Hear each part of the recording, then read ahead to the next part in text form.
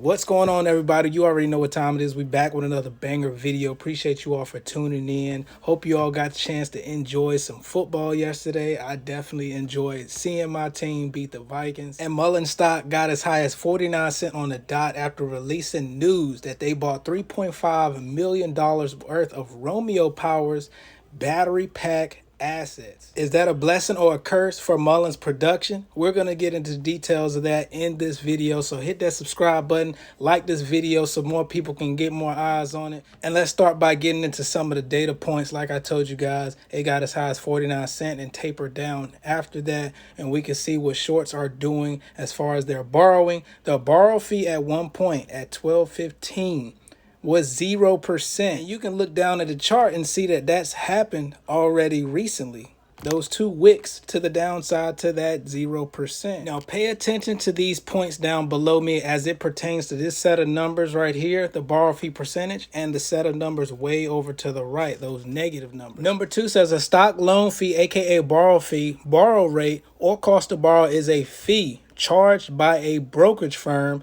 to a client for borrowing shares.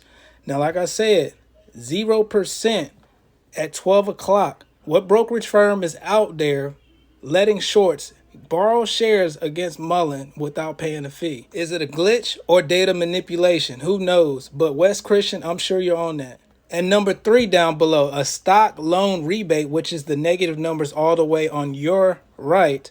It says, is a cash payment granted by a brokerage to a customer who lends stock as cash collateral to short sellers who need to borrow stock. A positive rebate means the lender pays the interest to the broker dealer.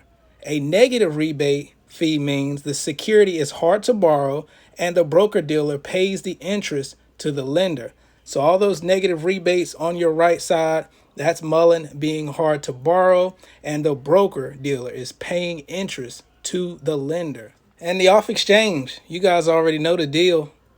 Well in the 70 to 80% of Mullen's total volume not even hitting the lit exchange. And if you guys don't know, I recently did a video talking about how market makers, when they're not able to provide liquidity, that's when volume starts to go to other venues, starts to go to other platforms via off exchange venues. And lately, by looking at the stock price, this yellow line here, you can see that it's flat at the bottom, as if no one's really trading the stock. No one's really buying and selling. And then you see these random pops come here and there where shorts let it rise a little bit when the market opens just to get buyers to start trading in and out. Because market makers, that's where they make their money. They need a lot of trading in and out to collect cash on executing trades between the bid and the ask. Now, why wouldn't Mullen hold substantial gains off of this deal with Romeo Power? They apparently saved a lot of money. We're going to talk about Nathan Anderson at Hindenburg Research too, because he's been going wild lately. But first, we're going to talk about Nikola, what they had to pay for their involvement with Romeo Power. It says interim liquidity support. Nikola has agreed to provide Romeo with $35 million in interim funding to facilitate continued operations through closing. Funding will consist of $15 million in senior secured notes and up to $20 million for a pack delivery incentive, which is a temporary price increase for each pack delivered through expected transaction close. Additional liquidity support is available in the event the transaction closing is delayed. And Mullen only paid $3.5 million for the battery pack assets, which include EV pack assembly production lines, battery testing equipment, precision R&D module, and pack development with associated inventory allowing for production of modules and vehicle battery packs and more. So that's good, right? But is this guy, Nathan Anderson with Hindenburg Research, back with Mullen, or did he just never leave? Let's take a look at his tweets. It says, as of September 11th, Nikola bought battery maker Romeo Power for $144 million less than 1 year ago. The batteries have been setting themselves on fire for months. Just sold Romeo for $3.5 million, solidifying a major loss. But then the buyer, he says, Mullen Automotive, another EV scam we wrote about, with a Matthew McConaughey gift down there that says, time is a flat circle. Everything we've ever done or will do, we're gonna do over and over and over again. And apparently Nikola has been having some truck fires associated with their EV batteries. And I'm gonna show you the clip at the end of this video, so be sure to stay tuned to that. But just days before the other tweet from Nathan Anderson that I just read to you all, he comes out with one that says another Nikola truck burned down in a battery fire, this time inside a customer's facility.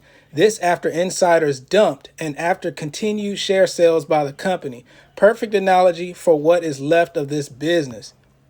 And he has a news article down there that says Nikola's burning issue continues. You can go check his Twitter page out and find this info yourself. But before I turn you guys over to this video clip, let me know what you guys think about the news before you watched it and after you watched the clip. Also, what do you think about Hindenburg Research's Nathan Anderson coming back in the picture against Mullen Automotive? You know, he hasn't been talking about Mullen and he's been targeting other companies. So why is he worried about Mullen right now?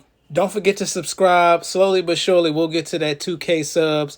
Thank you guys for watching. Like this video, and I'll catch you in the next one. More problems for Nikola's electric trucks overheating. Lithium-ion batteries in the truck are undergoing testing, triggering a massive fire department response at Nikola Company headquarters. This is at 40th Street and Broadway. ABC 15 investigator Melissa Blasius going to the scene. She's been looking into the fire dangers of electric vehicles. Where there's smoke from an electric semi-truck, there's a massive hazmat response from multiple fire departments. It does take a lot. We have sectors. We have an east sector, we have a north sector, and a south sector. So everybody has to communicate. That's why we have a lot of these battalion chiefs, what you call managers out here. Firefighters explaining why these electric semi-fires are so incredibly difficult to put out. They say that's because one of these Nikola trucks has the equivalent of 9 regular car-size electric batteries. There's over 100,000 cells in these batteries, and they will continue to ignite. So we need to cool these battery compartments down. It's called thermal runaway, and it can take hours of hosing down to cool off. This time, a little less intense because firefighters say the truck was in pre-production, being tested with just 2 batteries instead of 9. But there's a chance of reignition, so Phoenix Fire recommends burying vehicles in sand for days or weeks. This summer, Valley Fire Departments responded to 3 other Nikola truck fires, 2 at company headquarters, one involving a line of trucks on fire in June, the second a month later when one of those trucks reignited. Then last Monday, inside Arizona Lithium's facility in Tempe, a Nikola truck's battery compartment caught fire. At what point does the Phoenix Fire Department say, Nikola, you got to get your act together? We don't want to keep coming out here and spending all these resources to put these battery fires out. Well, I can tell you that anytime there is a fire, whether it's Nikola or a house, we will come out. No matter what happens, when the lights go on at the fire station and there is a fire, we will come out. Nikola recently announced the recall of 209 battery electric trucks and temporarily halted sales after investigators found a coolant leak in a battery compartment had triggered the fire in June. I'm investigator Melissa Blasius, ABC 15, Arizona.